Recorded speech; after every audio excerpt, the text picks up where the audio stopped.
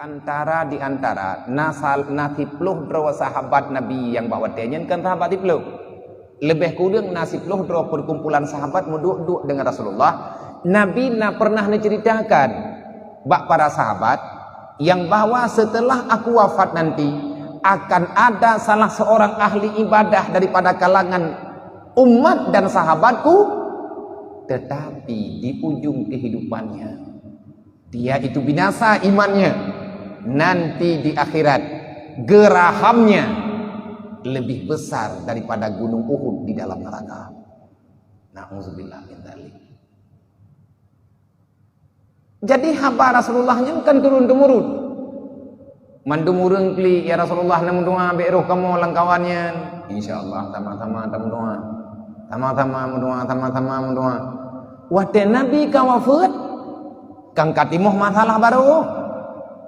Nah salah sidra sahabat Nabi yang tinggal watenya dua draw urut. Tipluh draw yang nepegah li Rasulullah bawatenya 8 kawafut. Tinggal dua draw. Mayhana salah lo. Mayakan Nabi Dzar Abu Hurairah. Tirotru Ar-Rajjal namanya. Mayhana salah Ar-Rajjal. Ar-Rajjal itu adalah ahli dalam Al-Quran.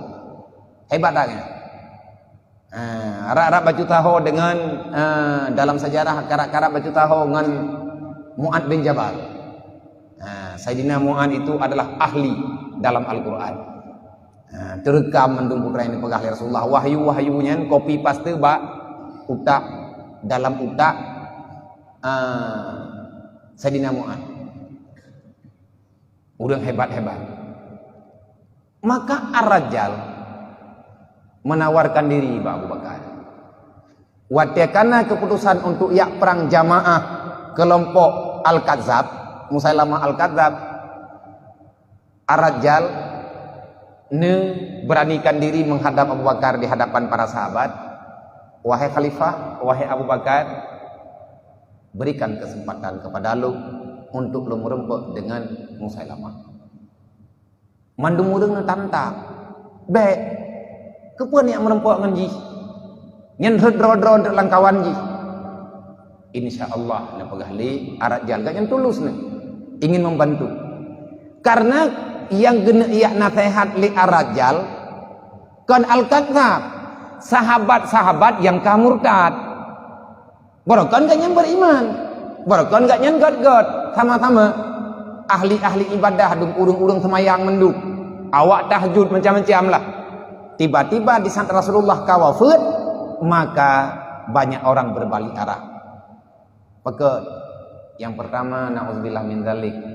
Ilmunya kegenayong, kalau kita telah muslim maka ikhlaslah. Bek proteh walaupun tanyo hana mampu dah jalan ilmu, tapi bekna mengube padi ube ujung padi pi dalam hati tanyo, bekna semiskal darah pun dalam jiwa gedanyo orang yang akan diberikan nikmat iman dan Islam oleh Allah. Jangan pernah kita bertanya, kenapa aku menjadi orang Islam? Punya lagi nyo kasihan dong ya Allah. Apa mai long Islam tak? Nyo le bahasa. Mungkin orangnya di antara alasan mereka tak ikhlas. Nebedah Ar-Rajjal le menempuh Abu Bakar, nanti yang Abu Bakar siap drone. Insyaallah. Putra alasan drone nak merempuk dengan Al-Kadzab. Nejauh li Ar-Rajjal. Musailamahnya hai Abu Bakar sabah kampung lu. Nya ngayar bae sabah kampung lu. Awak kampung lu nya ilung kudu kai. Ilung banyak-banyak yang ku main bersugar dengan ji. Nya bahasa nayo. Main ce lu nji. Ya drop biang luar aku. Yang bahasa nayo. Ilung long tu kai ji. Bah long ki hadapi. Betul.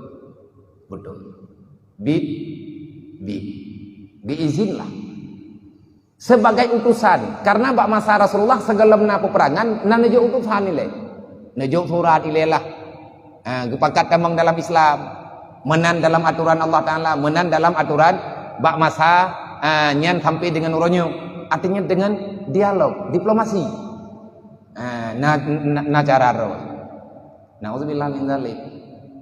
Ar-Rajjal tidak. terpilih menjadi orang yang selamat.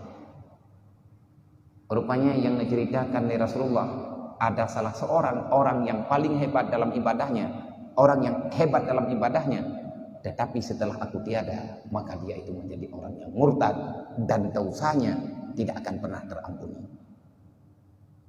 Abu Hurairah yon, wate gebiliang urang dua rodu dengan minyak kanji yang gelong. Nya kaya na laulay ke pakinyo ya Allah. Nya ki pancaranya. Susah nekan li. Rupanya arajal yang murtad. Maka idanya untuk mempertahankan iman dan Islam orangnya.